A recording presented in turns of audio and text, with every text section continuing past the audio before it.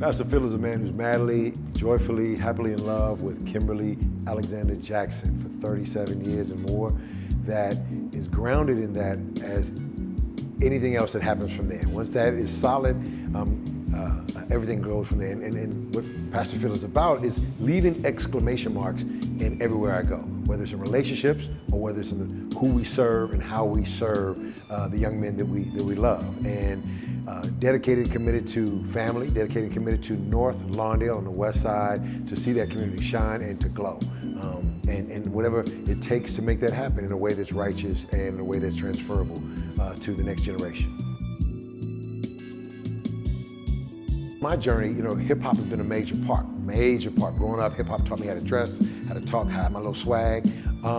And so as I grew up into that, right, I came to faith in Christ, I never left hip hop. I wrote a book called The Hip Hop Church. And so as I'm in that, I'm like, yo, we got to find, there's a difference between an MC and a rapper, and oftentimes cats get hoodwinked in that. And being able to find a way to communicate the love of God in this culture, right? But yet not making it cheesy where most, let me tell you about the Bible. There's nothing like that. That's kind of crazy, but having some authentic MCs to spit that lick. So as I'm working with young people and they listen to MCs, I'm trying to find the right cats who can bring biblically accurate, culturally sensitive message. So we start this church called The House and bringing young people together every first Saturday of the month, 400 or 500 young people coming out, break dancers, MCs, crazy stuff we're doing in the service. And young people really come to understand, yo, this God hadn't forgotten about me, this God is real, and he accepts me just as I am to take me wherever he'd had me to go.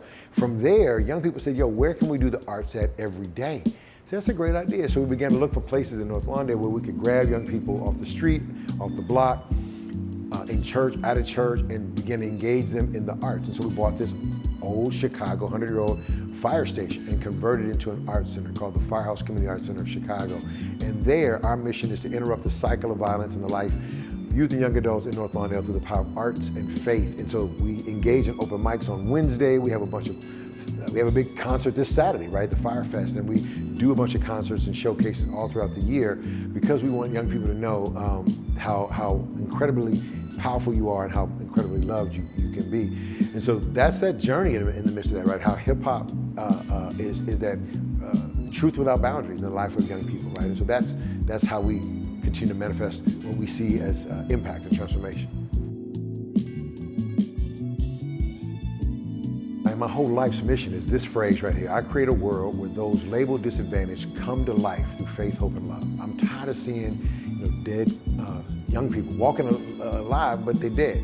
I'm tired of bearing. I've buried over 120 young people over my 33 years of work through violence. I just buried a kid yesterday who I loved for 10 years who got killed, right? And so as I've loved on, walked alongside, cried with, prayed with, laughed with, celebrated with young people, it's been about bringing life to that, right? There's a great quote by Howard Thurman who said, don't ask yourself what you can do for the world, ask yourself what makes you come alive, because what makes you come alive is what the world needs. And so my whole passion is how can we, in this discussion, in the line, getting some bananas, come alive? Two, how are you in our program coming alive?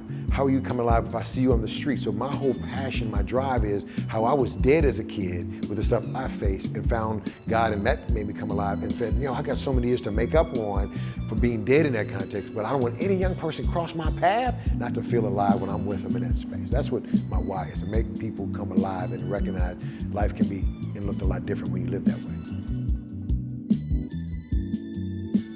As a king, you are there to bless. You live and create a whole nother kingdom outside of the world that others have been defined as. And in that kingdom, folks can glow and they can grow. So be a king, you bless people because you create a whole nother world that folks realize this is where I can flow, this is where I can go. I mean, nobody needs permission to wild out, skip class, smoke weed, shoot people, but you need permission to be great. A king says, in this space, this is where greatness thrives, this is where greatness flourishes. And that happens every day for people who believe in and walk in that kingdom and that kingship in that context.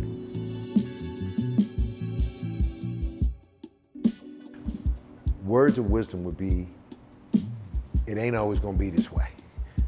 In other words, where you exist and dealing right now, living with mama in the back room in the basement, living at your cousin's house or with your girl and things look kind of crazy, don't die on that moment.